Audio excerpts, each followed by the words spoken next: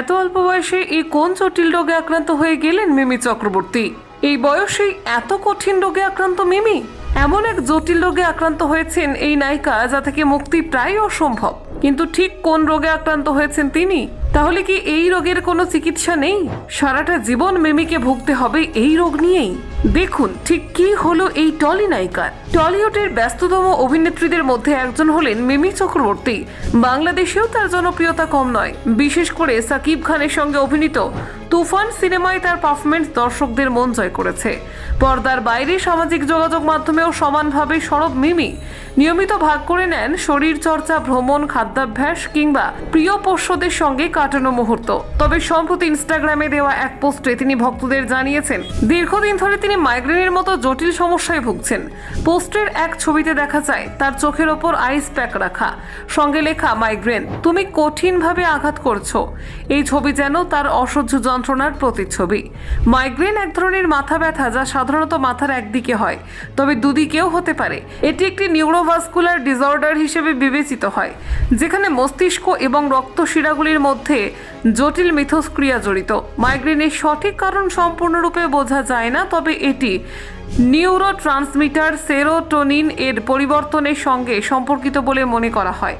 Migraine শুধু মাথা ব্যথা নয়, এর সাথে অন্যান্য স্নায়বিক উপসর্গ থাকে, যেমন আলো বা শব্দের প্রতি সংবেদনশীলতা।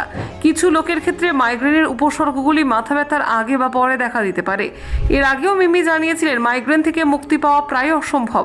গত বছর এক পোস্টে তিনি লেখেন মাইগ্রেন থেকে বাঁচা কেবল কঠিন নয়, মাইগ্রেন থেকে বাঁচা প্রায় অসম্ভব। তবু মাইগ্রেনের মতো কঠিন অসুখকে সঙ্গে নিয়ে মিমি কাজ করে চলেছেন।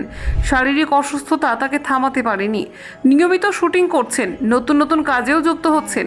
মিমির এই মানসিক দৃঢ়তা ও পেশাদারিত্ব অনুকরণীয়। মিমি চক্রবর্তীর শৈশবকাল কেটেছে অরুণাচল প্রদেশের তিরাপ জেলার দেওমালি শহরে। তিনি পরে পরিবারের সঙ্গে জলপাইগুড়ি শহরে তার পৈতৃক বাড়িতে ফিরে আসেন। তিনি জলপাইগুড়ি হলি চাইল্ড স্কুলে পড়েছেন এবং পরে বিন্নাগুড়ির সেন্ট জেমস স্কুলে পড়েছেন।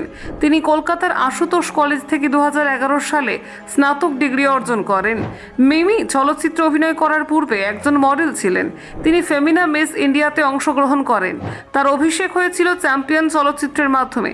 তিনি গানের ওপারে ধারাবাহিকে অভিনয় করেন, যা তাকে আলোয় এনে দেয়। 2019 সালে তিনি রাজনীতিতে যোগ দেন এবং তৃণমূল কংগ্রেসের প্রার্থী হিসেবে যাদবপুর লোকসভা নির্বাচনী এলাকা থেকে প্রতিদ্বন্দ্বিতা করেন। তিনি যাদবপুর কেন্দ্র থেকে 17তম লোকসভার সাংসদ ছিলেন। মিমির বন্ধু তালিকায় কয়েক বছরে বদল এসেছে বড়সড়। তিনি এখন অনেক বেশি স্বাস্থ্য সচেতন এবং ডিম বাদে আমিষ খাওয়া অর্থাৎ মাছ মাংস ছেড়েছেন সম্পূর্ণ। ব্যুরো রিপোর্ট, নির্ভীক বার্তা।